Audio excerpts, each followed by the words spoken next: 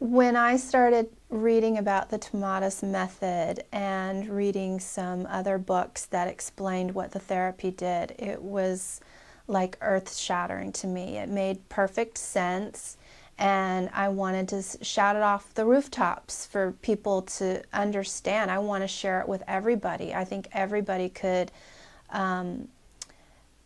benefit from this kind of therapy, and I wish it was more recognized. We were dealing with a definite problem with focusing, listening, and he has a history of a lot of ear infections. So they even said at the physician's office that he had a significant speech delay as well as social delay. So you put all those into place, and he's a big ball of wax, and basically this was something that looked like it would be something right up our alley. But I had at least one very good friend who has a child with autism who had really gone on and on and on about the great changes that she had seen since she had started a listening program with her son. We were having some issues with Cooper, with his ability to focus and listen and functioning in school, and the teacher expressed concern.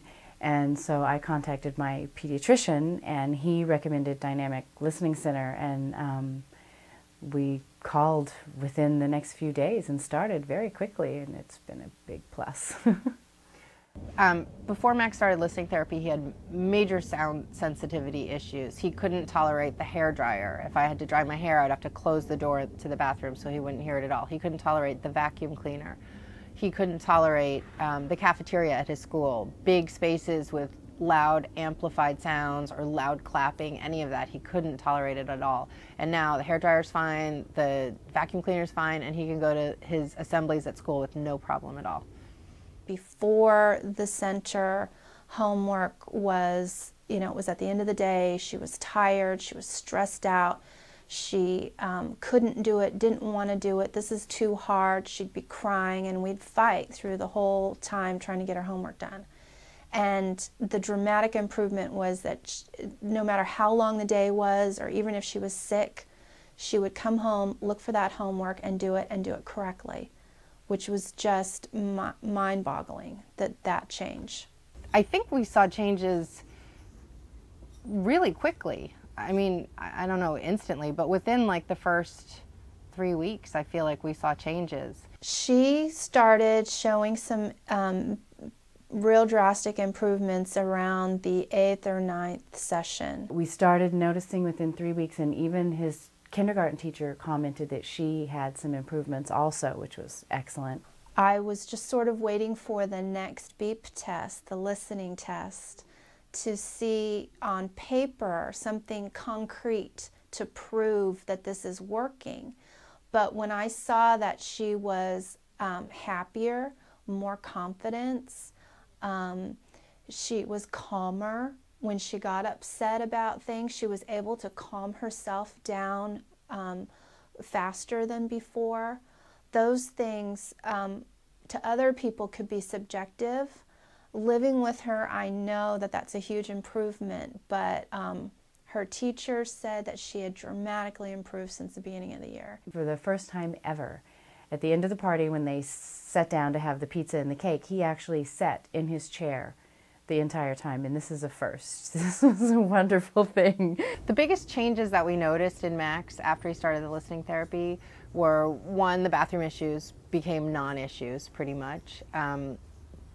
His articulation improved immensely. Now when I explain something, he'll look at me and listen, and I know he's getting what I'm saying, and it's registering in his brain, and it does show in his actions. And she's able to concentrate better and retain what she learns, and that confidence makes her feel like, okay, I might be a little different, but I'm not hopeless, and you can see it in her behavior. Everyone, they didn't know that we were at the listening center, but they came and commented, "What have you done to Cooper? He's like a totally different kid, the best game he's ever played." And his coach commented to me that it's just amazing, the change in him. And Cooper was so happy. Someone could say, yeah, this is what her issues are, but not tell me, okay, this is what you need to do to correct it or improve it. And here, Dr. Tomatis had this method for, I don't know, 20, 30 years, and it's like this best kept secret. When I explained to other people the process of what we were going to start at the listening center, they were not so sure, that it's a little maybe new age or whatever, and explaining that, you know, this is what we're definitely going to try and it makes sense to us, and it's worked out very well for us.